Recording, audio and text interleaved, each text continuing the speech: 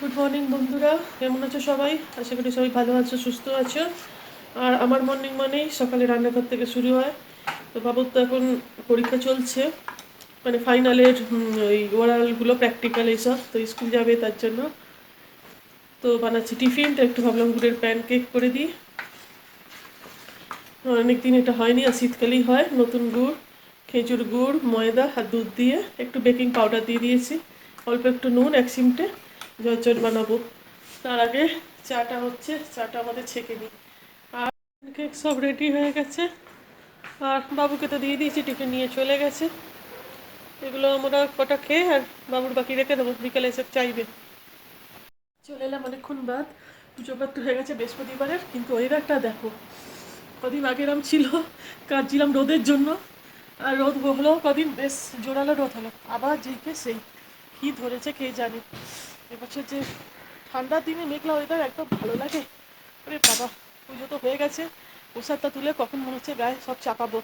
মোজা থেকে শুরু করে ইনার, গেঞ্জি, জ্যাকেট সবই পরতে হবে মনে হচ্ছে, প্রচণ্ড ঠান্ডা লাগছে।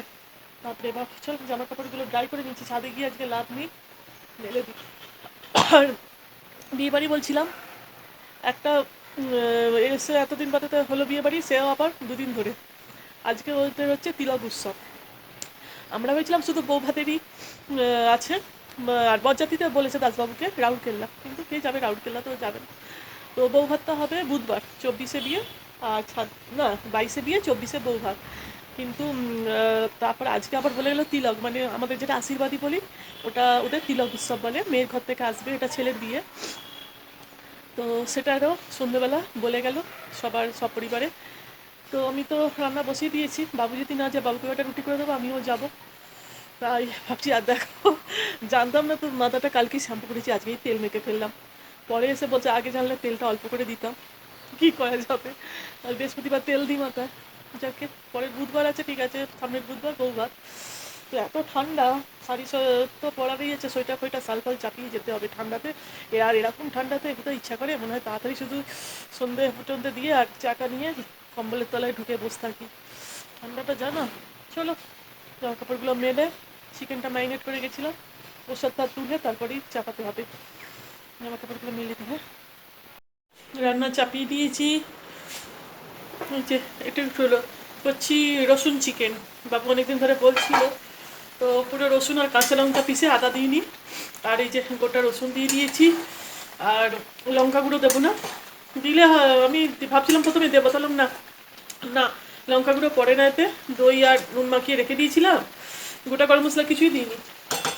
রসুনটা, কাঁচা লঙ্কা পেস্টটা সাদা তেলে ঢেলে আর একটু পেঁয়াজ বাটা দিয়ে দিয়েছি, কষা হচ্ছে। আর এখানে ধনে পাতা এনেছে, তো বেশি করে চাটনি পিষে রেখে দিয়েছি, অনেকদিন এই শীতে করি প্রায়, তো এবারে অনেকদিন হয়নি ধনে পাতার চাটনিটা। ওতে কুমড়ো ভাতে মাখবো, আলু কাঁচা লঙ্কা আছে। তার আগে এখানে কত জল হয়ে গেছে দেখো, ফিল্টারে এত, এই নতুন ফিল্টার চেঞ্জ করার পর না এত জল ড্রেন হচ্ছে, বলে 60% ড্রেন হবে আর 40% থাকবে, কে জানে বাবা। চলো এই জলটা এখানে তুলে দিই। চলো তোমাদের একটা জিনিস দেখাই, এই যে তিলকের জন্য সব সাজিয়েছে। আরে বাবারে, গেট ফেট দেখো, আমার ঘরের সামনে থেকেই এই যে ফুলের দিয়ে, দাঁড়া, ফুলের গেট সাজিয়েছে, ওদিকে প্যান্ডেল হয়েছে, ছাদে গিয়ে দেখা হয়নি। আর এদিকেও একটা গেট করেছে, ওই যে ওইখানে একটা গেট করেছে। চলে যাই ছাদে যাই, পায়ে ফায়ে মোজা পরে নিয়েছি, এত ঠান্ডা লাগছে। ছাদে গিয়ে দেখি কি অবস্থা। আর রে বাবা, ছাদে আজকে জামা কাপড় দিতে আসিনি, এই যে প্যান্ডেল, ওই যে এখানটা পরিষ্কার করিয়ে, এইখানে ওই যে রান্না হচ্ছে বিয়ে বাড়ির, ওই যে ওখানে হচ্ছে রান্না, ওইখানটা, এদিকে সব রান্নাপত্র চলছে, ওদিকে প্যান্ডেল, ওদিকে ওই যে ওদের ঘর, ছাদে প্যান্ডেল করেছে। সুখ রান্নার আওয়াজ আসছে, ওরে বাবা। আর 5 দিন আগেই লাইট ফাইট টাঙিয়ে দিচ্ছে, আমি তাই ভাবছি বাবা, সোমবারে বিয়ে, বুধবারে বউ ভাত, এত আগে থেকে লাইট ফাইট।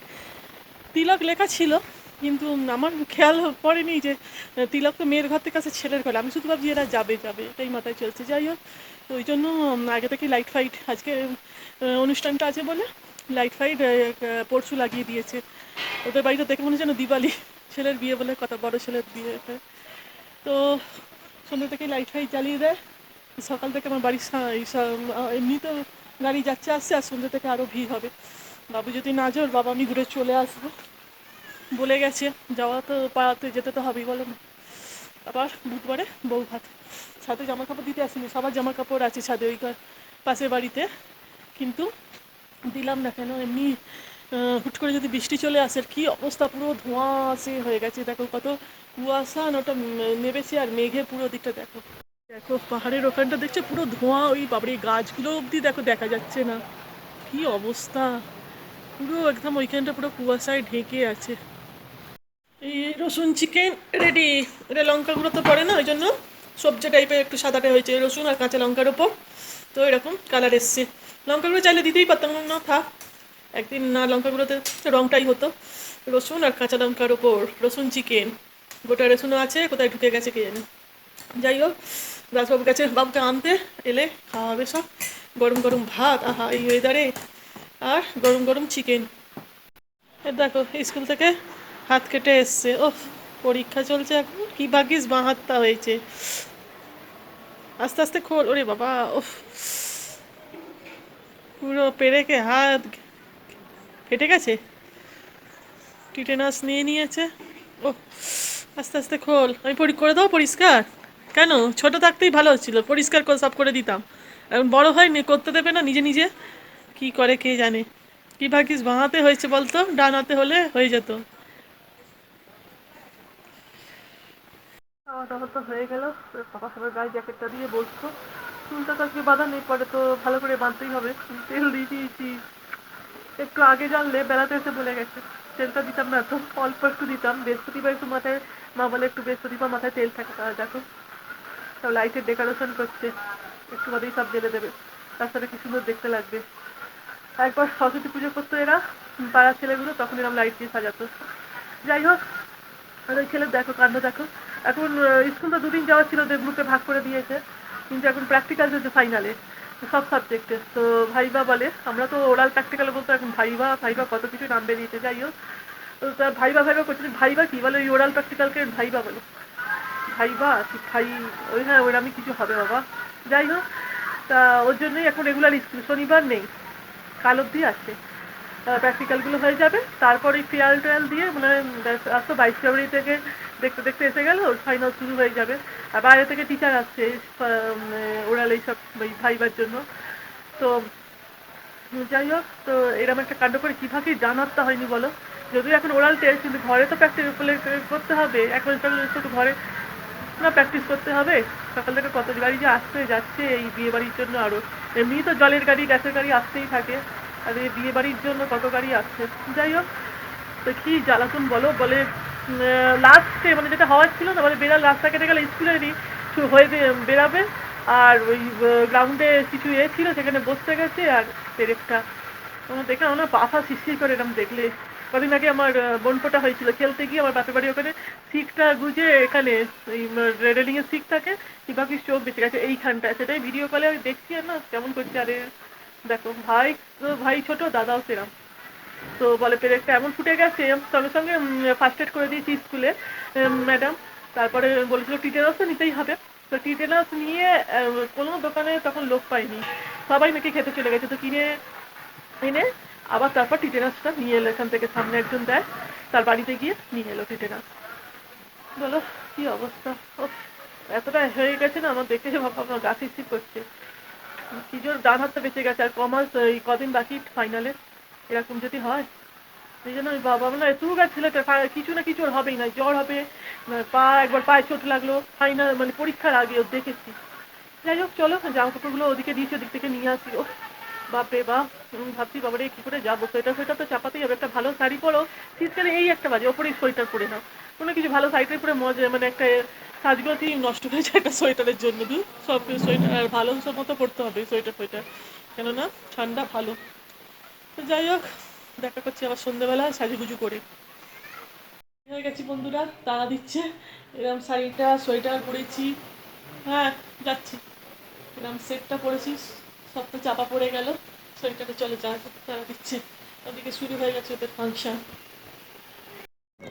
ওই দেখো বেরিয়ে পড়েছি, ওই যে এইদিকে